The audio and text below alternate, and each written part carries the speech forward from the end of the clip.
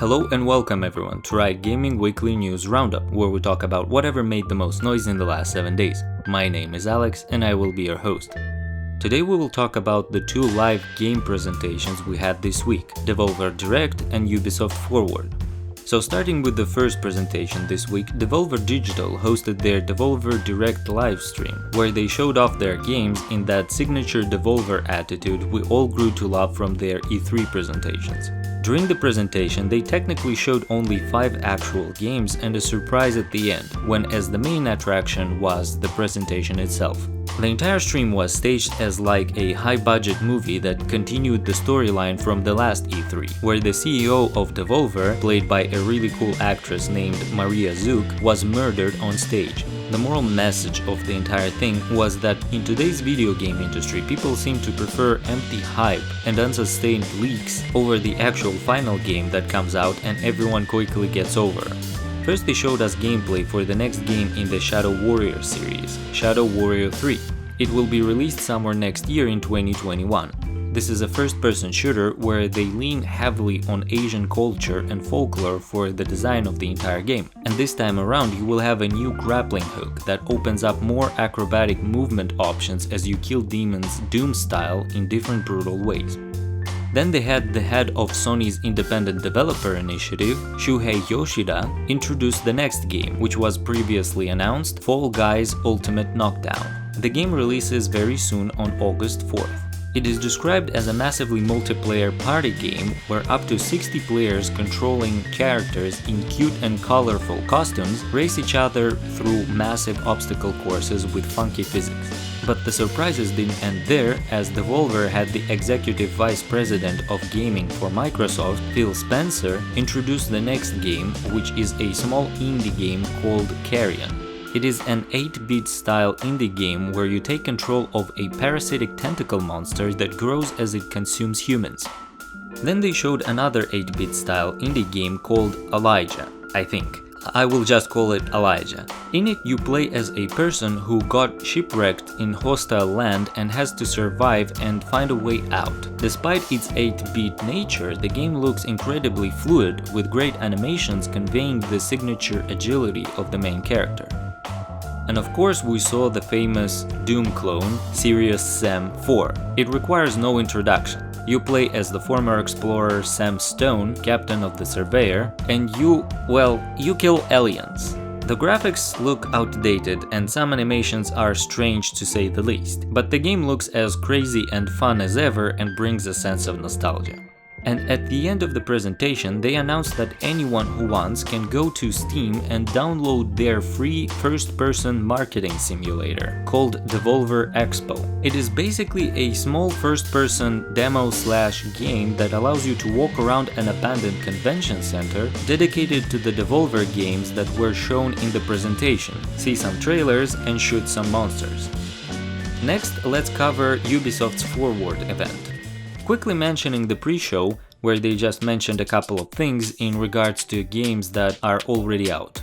They announced that 6 new songs will be coming to Just Dance 2020, mentioned the recently released Summer in Hollywood update for The Crew 2, a new challenge for Trials Rising, and talked about the update that adds AI teammates to Ghost Recon Breakpoint. The first substantial showcase of the event was a new extensive look at Watch Dogs Legion. Ubisoft started with a colorful cinematic and then jumped into gameplay. They showed us an extended demonstration of a mission played from the perspective of different characters that they recruited from the open world. We saw examples like a construction worker going all out storming the London Tower on his personal cargo drone and fighting enemies in really brutal melee with like a huge pipe wrench, or a stealthy hacker infiltrating during the night and using different drones she made. The developers also explained that the players can even recruit officers from the private militia that represents the main enemy force in the game, though it is going to be more difficult than recruiting a regular citizen.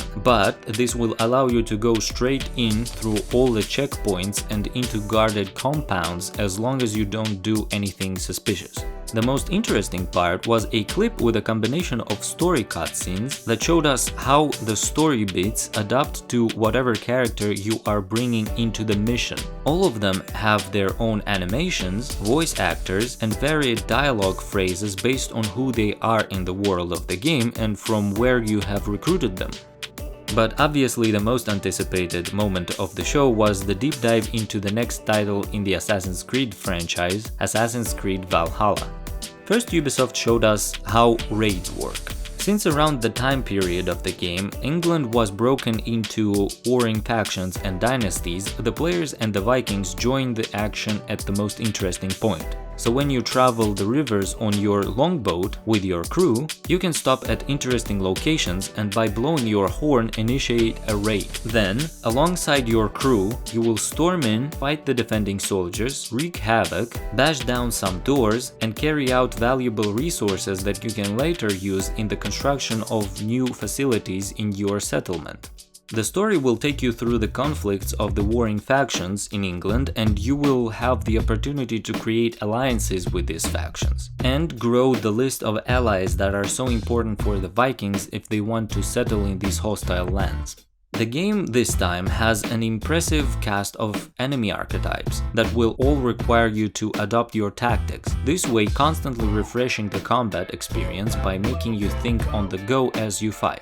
Some will work together to immobilize you and then cause massive damage, some will have unusual and unique movement patterns or heavily defended weak points that will require you to find the perfect opportunity to attack. Some will even use objects in the environment to throw and stun you. When it comes to your character's abilities, there is a lot of new things to sink your teeth into. The developers bring back the cinematic feeling of combat from the previous games to show off the brutality of the Vikings' fighting style. But it is pretty much the same fighting system that we've already seen in Origins and Odyssey. But a new addition is that you will be able to dual wield any weapon to combine fighting styles of any two weapons in the game. And yes, you can even wield two shields. There are a lot of new abilities like a combo of several throwing axes that allow you to dispatch several enemies in quick succession, or a rope dart that you can use to snare and then decapitate your enemy. There is also a new stun system in play that highlights weak points on the enemy's body. When you shoot these spots, the opponent will drop to their knees brutally wounded and will be open for an even more brutal finisher. And amongst the Assassin's set of abilities, we of course have the stealth. Fans of the older games like me will be really surprised because the developers decided to bring back social stealth.